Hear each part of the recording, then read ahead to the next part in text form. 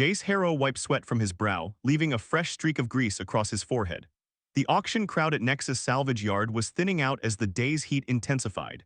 Most of the decent lots were gone, the serious buyers and parts dealers having already made their purchases and departed. Next up, Lot 783, unidentified vessel Recovery Class D19, the auctioneer announced, his voice flat with boredom. Severe outer hull damage, no functioning power core detected. Classification scrap material only, starting bid at $10.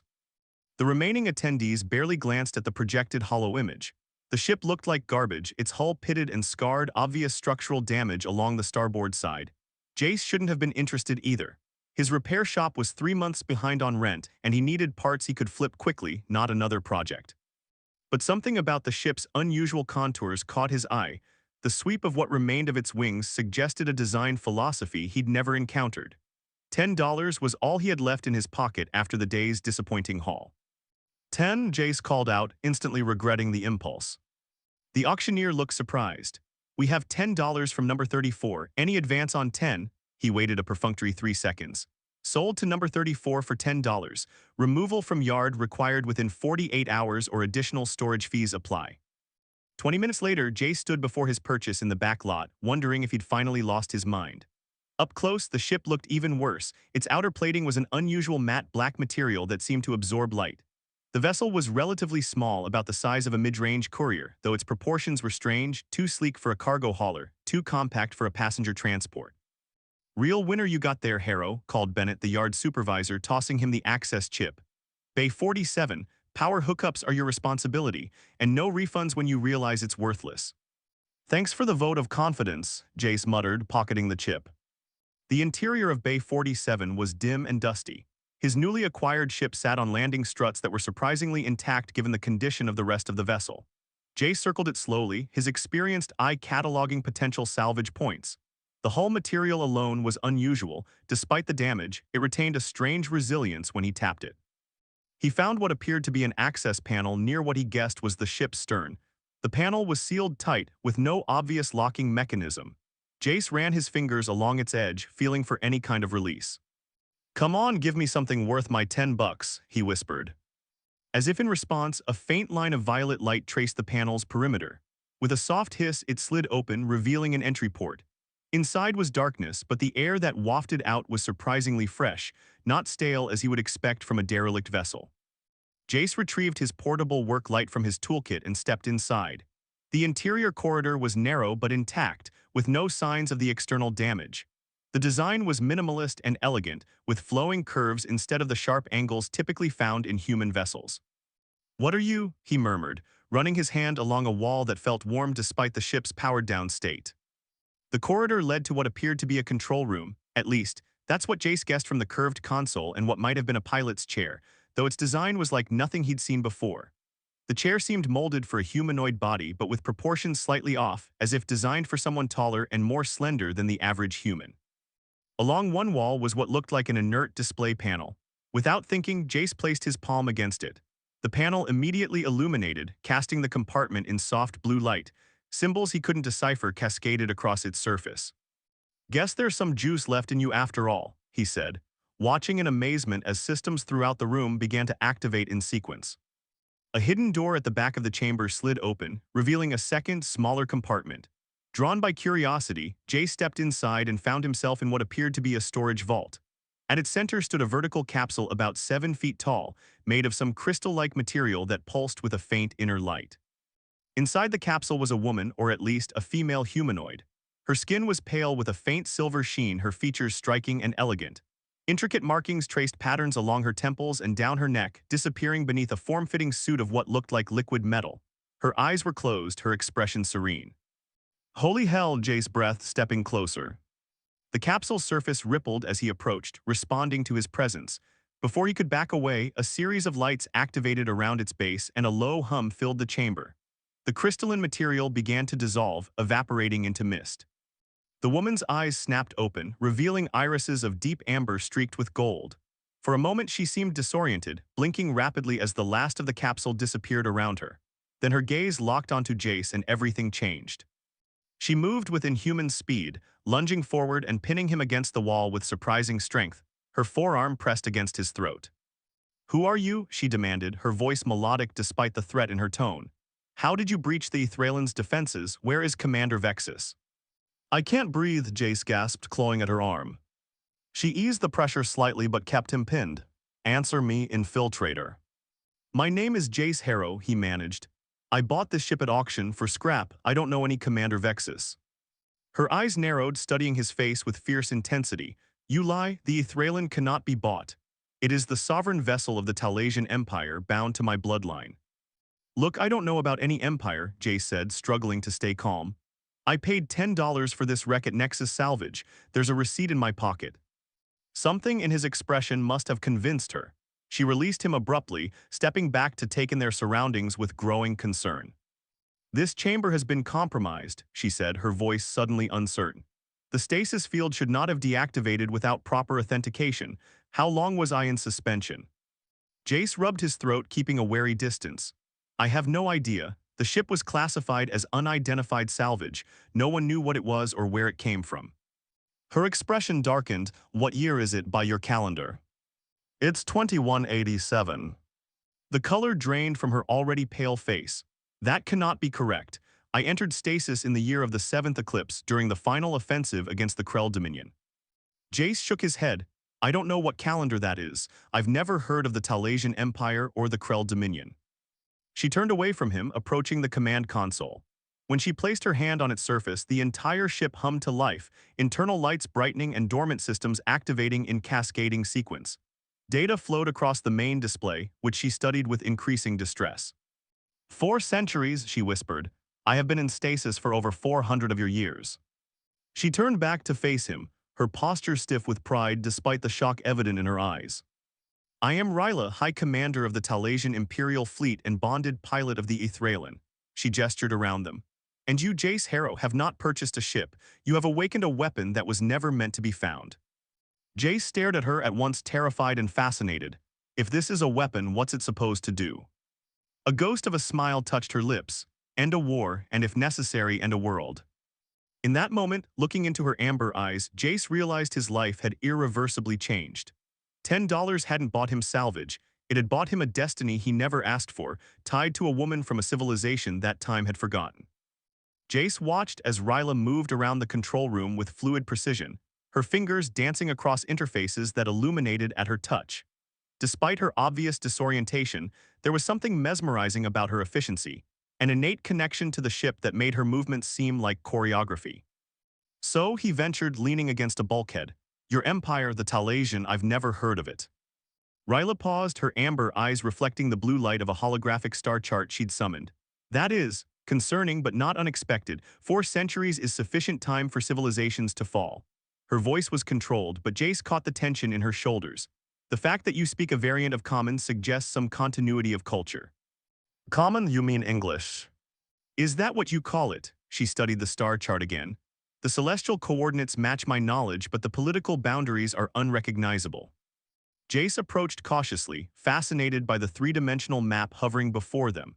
Maybe I can help. I recognize these systems. That's the Proxima Coalition territory, and over there is the Rigelian Confederacy.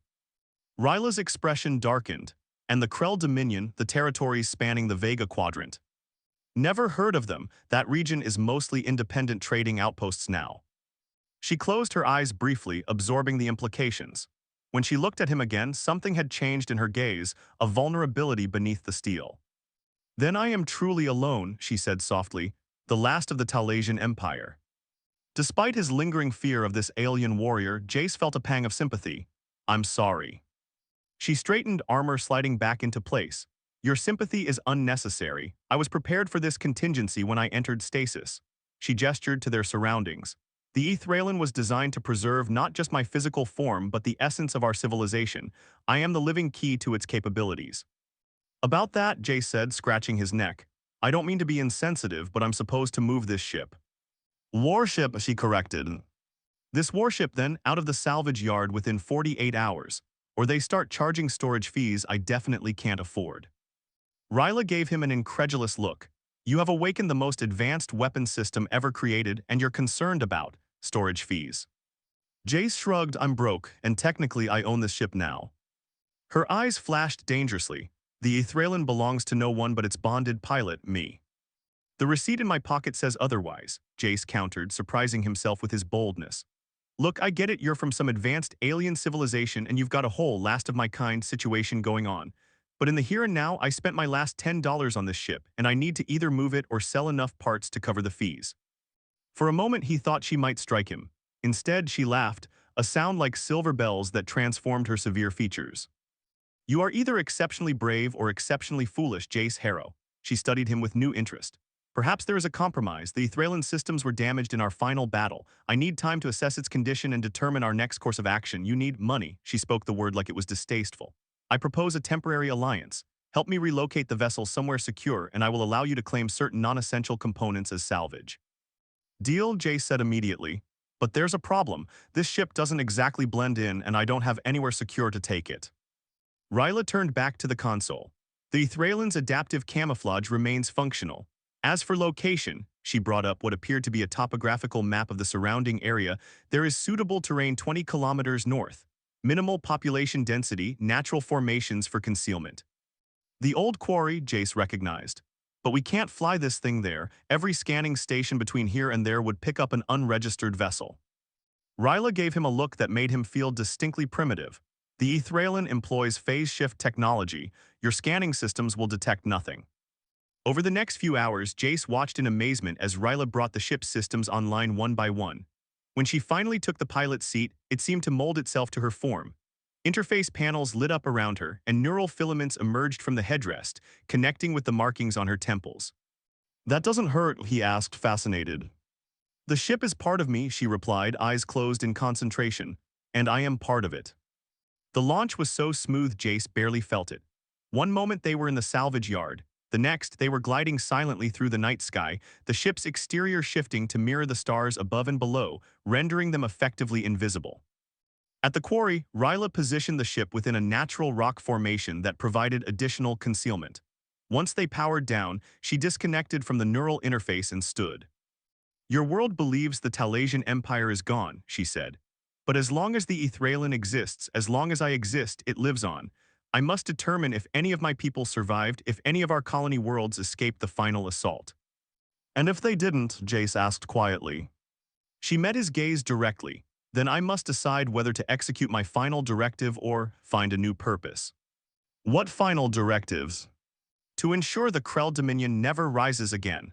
Her expression was unreadable, even if it meant using the Ethralin's ultimate capability. A chill ran down Jace's spine, which is a targeted Nova event, the destruction of a star system. The silence that followed was deafening. Jace stared at her, trying to reconcile the elegant woman before him with the power she claimed to wield. You're saying this ship can destroy an entire star system, and you're its only pilot. I am its key, its conscience, and its limiter, she confirmed. Without me, the weapon remains dormant. With me, it awaits my command. Jace ran a hand through his hair. And you're just telling me this. What's to stop me from reporting you to the authorities? Ryla stepped closer, close enough that he could see flecks of gold in her amber eyes. Do you truly believe they would let either of us live if they knew? Your authorities would dissect both me and the Ethralin in their quest for its power. She was right, and they both knew it. The silence stretched between them, heavy with implication. Finally, Jace sighed. I'll help you, not because I believe this doomsday mission of yours makes any sense after 4 centuries, but because, well, you're alone, and I know what that's like. Something softened in her expression. You are a curious human, Jace Harrow. Your compassion may be misplaced, but I appreciate it. She hesitated, then added, tomorrow I will teach you the basics of the ship's systems. If we are to maintain this alliance, you should understand what you've purchased for your $10. That night, Jace made a bed from emergency blankets in what appeared to be a crew quarters. As he drifted toward sleep, he couldn't shake the image of Ryla standing in the control room, silhouetted against the star chart, a warrior out of time, carrying the weight of a dead empire on her shoulders. He wondered what it would take for her to see that perhaps the end of her war had already come, not with destruction, but with the simple passage of time. And he wondered why, despite everything she'd told him about the weapon she commanded, he felt drawn to her like a planet to its sun. Inevitably, irresistibly, possibly disastrously. Focus your intention, not your hand, Ryla instructed, standing behind Jace as he attempted to activate the secondary navigation console. The Ethralin responds to neural patterns, not crude physical commands. 3 days had passed since they'd relocated to the quarry, and Jace's education was progressing slowly.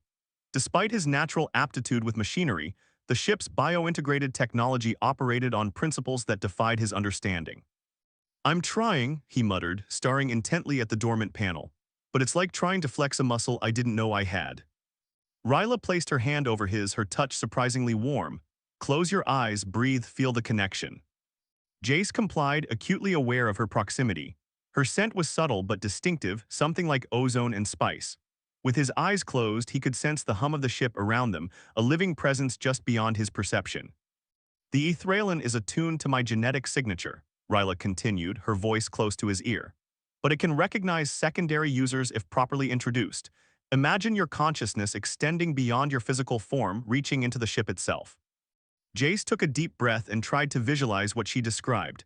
To his surprise, he felt something, a subtle vibration beneath his palm, a whisper of recognition. The panel illuminated with a soft glow. "I did it," he exclaimed, opening his eyes. Ryla's expression held a mixture of surprise and something harder to define. "Interesting. The ship should not respond so readily to a non-Talasian. Your neurological patterns must have unexpected compatibility." "Or maybe I'm just a natural," Jace grinned, pleased with himself. "Do not become overconfident," she warned, though a hint of amusement softened her tone. "Basic navigation is trivial compared to the weapon systems." Over the following days, a routine developed. Mornings were spent on technical instruction, with Ryla teaching Jace the fundamentals of the ship's operations.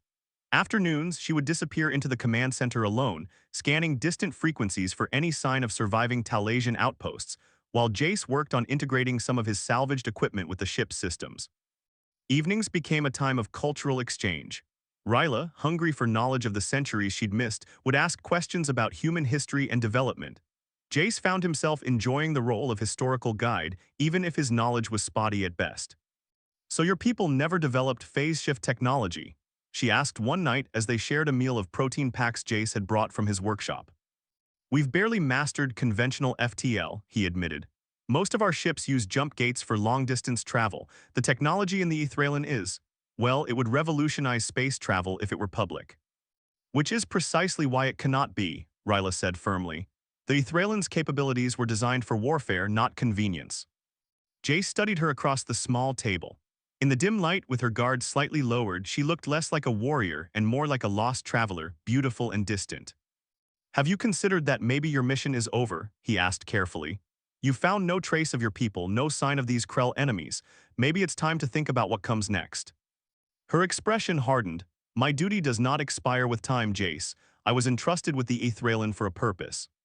"A purpose that might not matter anymore," he pressed. "You're holding on to a war that ended centuries ago."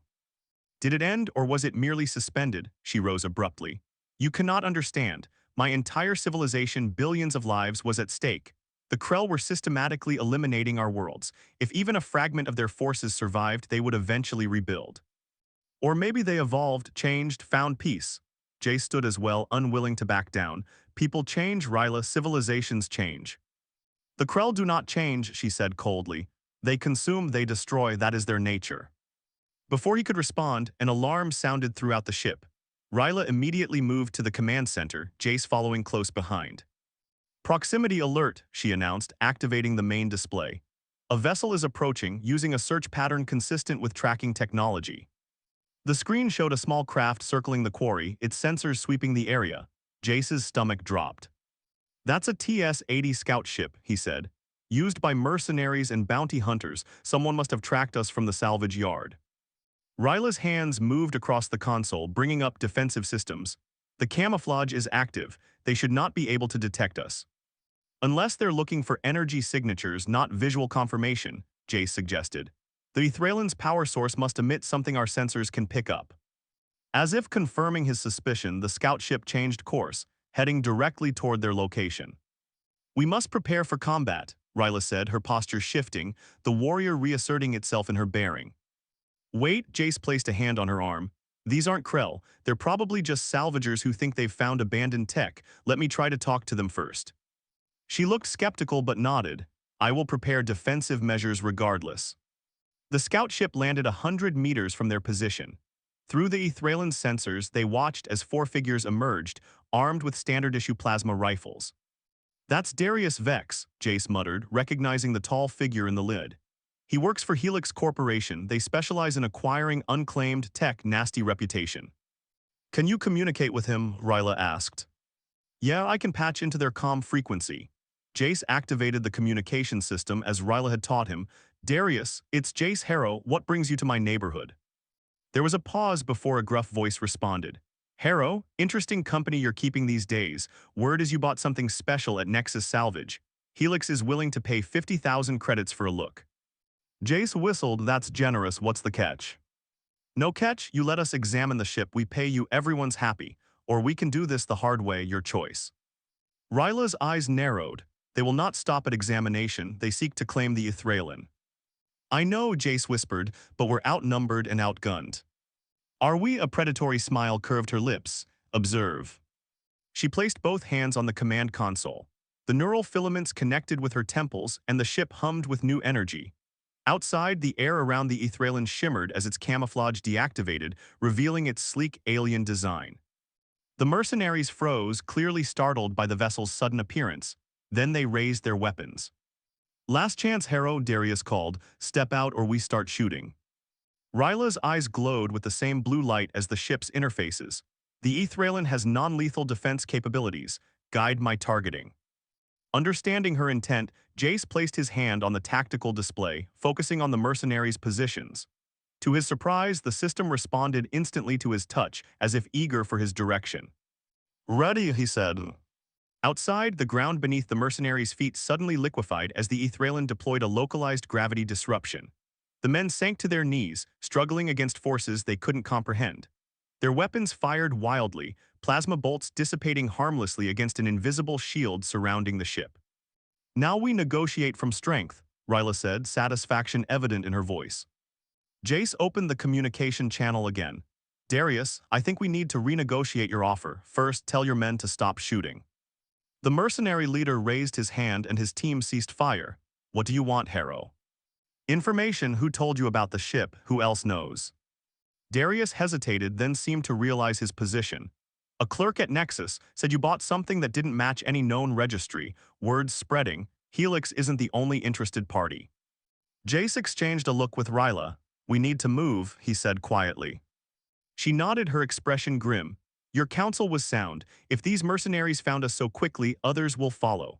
She addressed the tactical system again, and the gravity disruption intensified, forcing the mercenaries flat against the ground. We're leaving, Jace told Darius through the comm. When we're gone, you'll be able to move again. I suggest you forget what you saw here today. This isn't over, Harrow, the mercenary shouted. I'm afraid it is, Ryla interjected, her voice carrying an authority that brooked no argument. Spread the word. The vessel is defended and those who pursue it invite their own destruction. As she guided the Ithralin upward into the atmosphere, Jace watched her, the confidence in her movements, the seamless connection between woman and machine. There was beauty in her precision, in her strength. That was impressive, he said, both the gravity trick and the intimidation. A smile touched her lips. The Ithralin has many such defenses, and as for intimidation, her eyes met his, it is only effective if one is prepared to follow through. Are you prepared to follow through? Her smile faded. I was bred for war, Jace, trained from childhood to be a weapon as much as the ship I command. She looked away. But I find I do not relish violence as once I did. Perhaps you are right. Perhaps time has changed more than just the stars. In the glow of the ship's lights, with her defenses momentarily lowered, Jace saw not just the warrior but the woman, one who had lost everything, who carried the weight of a civilization's last hope. And in that moment, something shifted between them, something neither had anticipated but which both were beginning to recognize. Where to now? He asked softly. Somewhere they will not find us, she replied. Somewhere I can continue to train you. Your connection to the ship is unusual and possibly valuable. As the Ithralin ascended into the night sky, Jace felt a new certainty. His life had been adrift before Ryla, before this ship. Now, for better or worse, he had found his purpose, in protecting her, in understanding the extraordinary vessel they shared, and in discovering what it meant that the last weapon of a dead empire seemed to respond to his touch almost as readily as it did to hers. They've found us again, Jace announced, studying the Ithralin's long-range scanner display. 3 ships this time, heavier class than that scout. 2 weeks had passed since their encounter with Darius Vex's mercenaries. They'd relocated to an abandoned mining facility on a small moon in the outer reaches of the system. Hopping the distance and natural interference from nearby asteroid fields would mask their presence. That hope had just evaporated. Ryla joined him at the console, her movement fluid despite having spent the last 4 hours in deep neural connection with the ship's archives. In recent days, the barrier between teacher and student had gradually dissolved, replaced by something closer to partnership. Jace had proven adept at integrating his mechanical knowledge with the Ethraelan's biointegrated systems, while Ryla had begun to rely on his understanding of current political realities. Helix Corporation, she asked, studying the approaching vessels. No, different configuration. Jace enhanced the image. Those are Rigelian gunships, military grade. Someone's escalated this beyond mercenaries. Ryla's expression hardened. The Ethraelan's location has become too widely known. We must leave this system entirely. Leave to go where? There is a region in what you call the Cygnus Arm. The stellar density would provide cover, and if any Talasian outposts survived, they would likely be found in the peripheral territories. Jace ran a hand through his hair, a gesture Ryla had come to recognize as signaling his internal conflict. That's over 20 light-years from here. I've never been outside the local system. You fear leaving your home, she observed, no judgment in her tone. It's not that simple, he countered. I'm just a mechanic. Until 2 weeks ago, my biggest concern was making rent. Now I'm caught up in some ancient alien conflict, flying a superweapon across the galaxy with an Imperial commander. A hint of amusement touched Ryla's lips. When articulated that way, your hesitation seems reasonable. Their moment of connection was interrupted by a proximity alarm. The approaching ships had accelerated, now just minutes away. Decision time, Jace said grimly, fight or flight. Ryla moved to the pilot's seat, neural filaments extending to connect with her temples. Prepare for emergency departure. The Ethraelan can outrun them, but we must clear the lunar gravity well first. As Jace took the secondary console, a strange calm settled over him. In the past weeks, operating the ship had become almost intuitive. Where once the alien interfaces had seemed incomprehensible, now they responded to his thoughts with increasing sensitivity. The Ethraelan rose smoothly from the lunar surface, its engines barely audible despite the tremendous power they generated. Ryla guided the vessel with the precision of one born to it, while Jace monitored the tactical display. They've spotted us, he reported, all 3 vessels altering course to intercept. Predictable, Ryla responded, engaging phase shift in 3 seconds. The pursuing ships opened fire, energy weapons lancing through the vacuum. Most missed, but one struck the Ethraelan's aft section, causing the ship to shudder. Direct hit, Jace called out. Minor damage to the outer hull. Phase shift generators are fluctuating. Ryla's expression remained focused, but Jace could see the tension in her jaw. The system needs time to stabilize. We must evade until then. What followed was a masterclass in piloting. Ryla guided the Ethraelan through a series of maneuvers that should have been impossible, using the moon's craters and ridges as cover while the phase shift generators reset. Jace found himself holding his breath as they skimmed just meters above the lunar surface, pursuing ships struggling to match their agility. Phase shift restored, he announced as the system indicator turned from amber to green. Not yet, Ryla replied, eyes fixed on the tactical display. We are still within the moon's magnetic field. Interference would destabilize the transition. Another volley of weapons fire erupted from the pursuing ships. This time, 2 shots connected, sending alarms blaring throughout the command center. Hull breach in lower storage compartment, Jace reported, fingers dancing across the damage control interface. Automatic seals engaged, but we can't take many more hits like that. Ryla made a split-second decision. If we cannot escape, we fight. Her hands moved across the weapons console, bringing systems online that had remained dormant since Jace first discovered the ship. Whoa, whoa, Jace protested. These aren't your ancient enemies, they're just people following orders.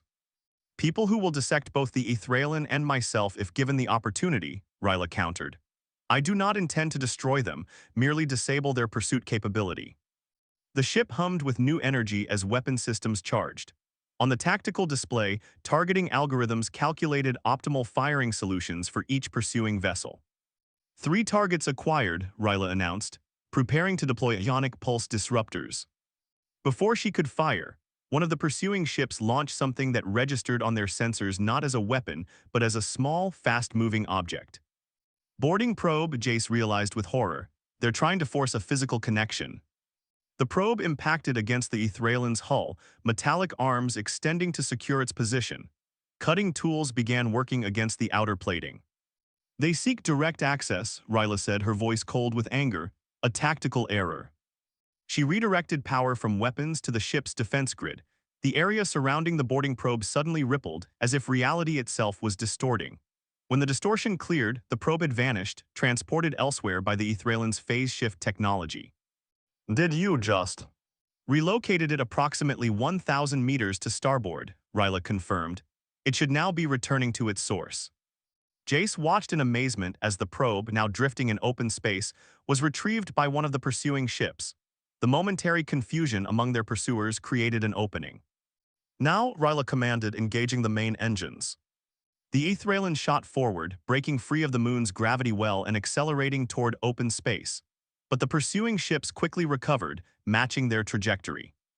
They're still on us, Jace reported, and their engines are more powerful than I expected. We can't outrun them conventionally. We don't need to, Ryla replied. Phase shift generators at full capacity, preparing for transition.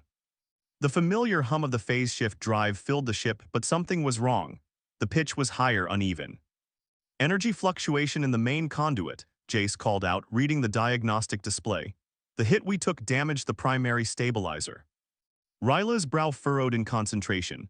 The phase shift requires perfect harmonic balance. Without it, the transition could tear the ship apart. Jace studied the schematics, mind racing. What if we reroute power through the secondary neural network, the one you've been using for the archives? Impossible. That system isn't designed to handle transition energies. Not normally, no, but I modified the junction points last week, remember? We can use the crystal matrix as a harmonic buffer. Their eyes met, a moment of perfect understanding passing between them. Without a word, Ryla nodded, granting him access to the necessary systems. Jace's fingers flew across the interface, making adjustments with intuitive precision. The ship responded as if it understood his intentions, systems realigning to accommodate his improvised solution.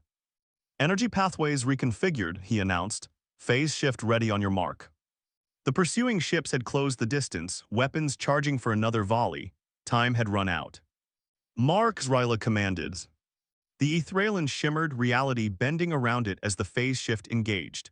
For a terrifying moment, the ship seemed to vibrate between states of existence, the modified energy flow creating harmonics that resonated throughout the hull. And then silence. The pursuing ships, the moon, the entire solar system, all gone, replaced by the serene emptiness of deep space. Jace released a breath he hadn't realized he was holding. It worked, we made it. Ryla disconnected from the neural interface, exhaustion evident in her posture despite her attempt to hide it. Your modification was inspired, unorthodox, but effective. She offered him a rare smile. Perhaps there is value in your primitive mechanical approach after all. Primitive, Jace feigned offense. I just saved our lives with that primitive approach. So you did, her expression softened further. You continue to surprise me, Jace Harrow. In the quiet that followed their escape, something shifted between them, an acknowledgement of their growing interdependence, of boundaries crossed and barriers lowered. Jace moved to check on her, concerned by the fatigue in her eyes. Are you okay? That neural connection seemed intense. The transition required significant mental focus, she admitted, but I will recover. Without thinking, he reached out, gently touching her shoulder. It was the first time he had initiated contact beyond the necessary interactions of their training. To his surprise, she didn't pull away. We make a good team, he said softly. Perhaps we do. Her amber eyes studied his face with new intensity. You have formed a connection with the Ethraelan that should not be possible for a non-Talasian. The ship responds to you in ways I cannot explain. Maybe it just likes me, Jace suggested with a half-smile. The Ethraelan is not merely a machine. It is semi-sentient, designed to bond with its pilot. She hesitated, to bond with me. And that bothers you, that it's responding to me too. Ryla considered the question, choosing her words carefully. It is unexpected, but not unwelcome. There is wisdom in adaptation.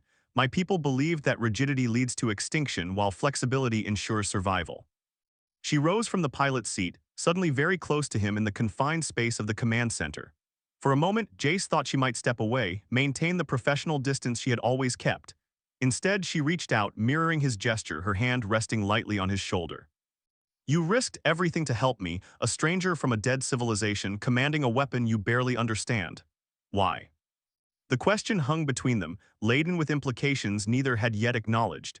Jace found himself looking into her eyes, searching for an answer that felt both simple and impossibly complex. Because it was the right thing to do, he said finally.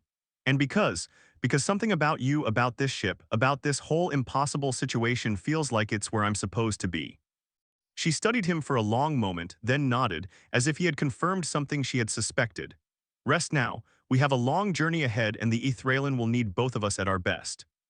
As she turned to leave, Jace caught a glimpse of something in her expression. A vulnerability, a question, perhaps even a hope that mirrored his own conflicted feelings. Whatever lay between them was changing, evolving into something neither had anticipated when their paths first crossed in a salvage yard auction. And as the Ethralin carried them silently through the depths of space, its systems hummed with an energy that seemed almost aware, as if the ancient weapon was not merely a vessel, but a witness to the unexpected connection forming between its pilots.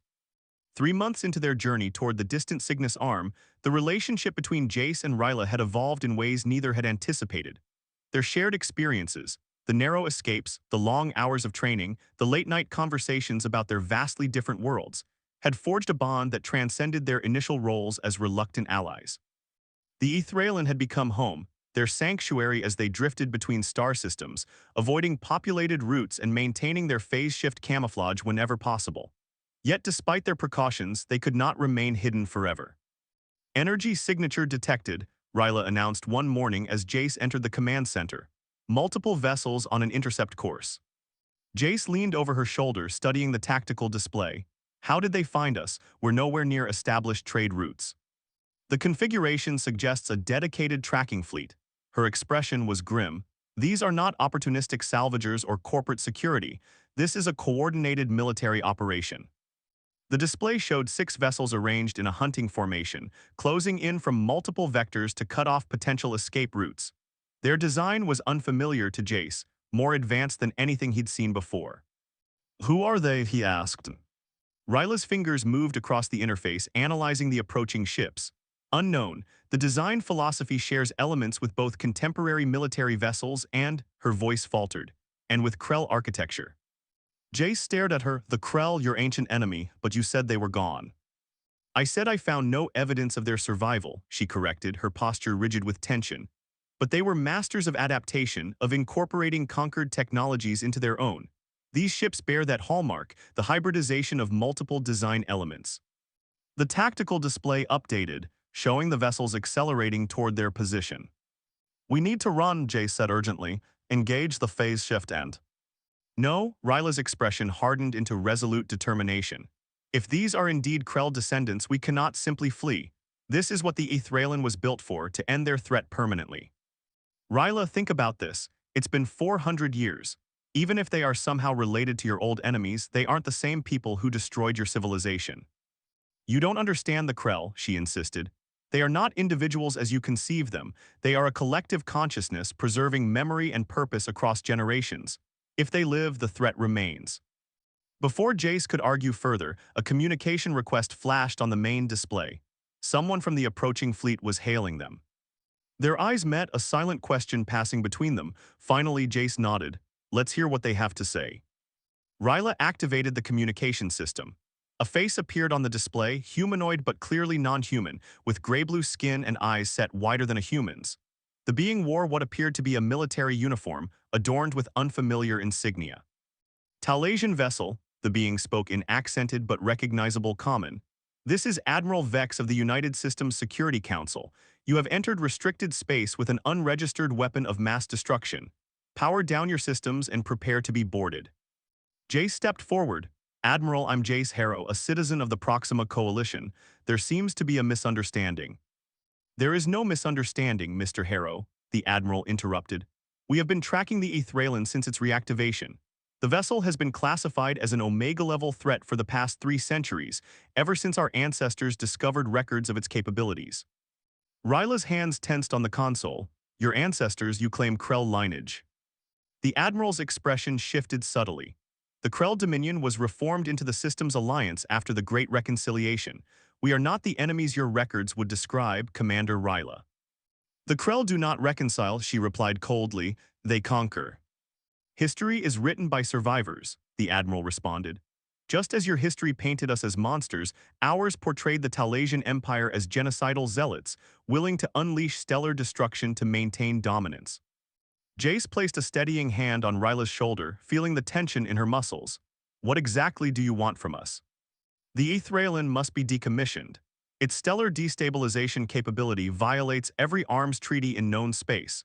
You will surrender the vessel and its pilot for proper containment. And if we refuse, Ryla asked, though she already knew the answer. Then we will be forced to neutralize the threat by any means necessary. The Admiral's tone was regretful but firm. You have 10 minutes to comply. The communication ended, leaving them in tense silence. We can't outrun 6 ships, Jace said quietly. Not when they've clearly been prepared for this confrontation. Ryla rose from her seat, moving toward the central chamber where the ship's primary systems were housed. No, but we can fight. Jace followed her, alarmed by the cold purpose in her voice. Ryla, wait, think about this. Even if what he says is propaganda, even if the Krell were exactly as your people remembered them, that was centuries ago, civilizations change. You did not witness what I witnessed, she said without turning. Entire worlds rendered uninhabitable, billions slaughtered. The Krell were a cancer spreading across the galaxy, and the Ethraelan was created to excise that cancer permanently. They reached the central chamber, a spherical room at the heart of the ship that Ryla had shown him only once before. Here, crystalline structures pulsed with energy, the physical manifestation of the vessel's true power. This is the stellar core, she explained, approaching the central pedestal. With it, I can trigger a chain reaction in any star within range, causing it to collapse or explode. This fleet, these descendants of my enemy, would be eliminated instantly. Horror spread through Jace as he realized her intent. Along with any planets in this system, you'd be committing the very atrocity you accuse them of. It is necessary, she insisted, though her voice held a note of uncertainty that hadn't been there before. This is my duty, my purpose. No, Jace stepped between her and the pedestal. Your purpose was to protect your people. They're gone, Ryla. All that's left is you and what you choose to become now. She stared at him, conflict evident in her amber eyes.